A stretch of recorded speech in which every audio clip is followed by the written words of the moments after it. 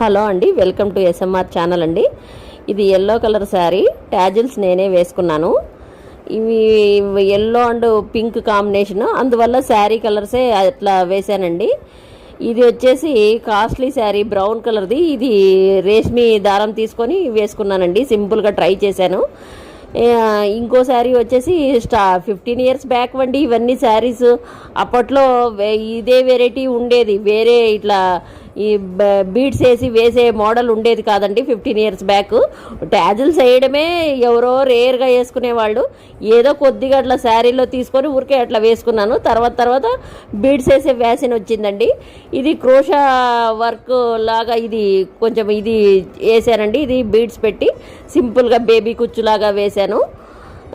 ఇది same baby కుచ్చు, yellow and purple combination, and అది peacock green and blue combination అండి శారీ. వీటి రెండిటికి సేమ్ కాంబినేషన్తో వేసాను. సింపుల్ ట్యాజిల్స్ అండి. అదేవిధంగా వేసాను.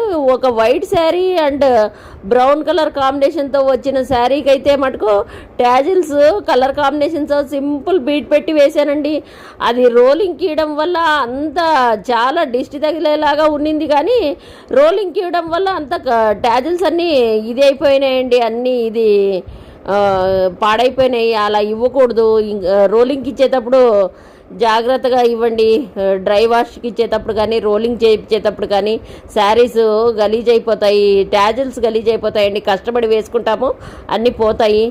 ఇంకా మామూలు కలర్ కాంబినేషన్ ఇది ఆల్టర్నేటివ్, ఇది సిల్వర్ కలర్ కాంబినేషన్ ఇప్పుడు ట్రెండీ కదండి, పర్పుల్ కలర్లో. అది అలా వేసానండి సింపుల్గా. ఎలా ఉన్నాయి నా శారీ ట్యాజిల్ కలెక్షన్స్ చూసి కామెంట్ చేయండి.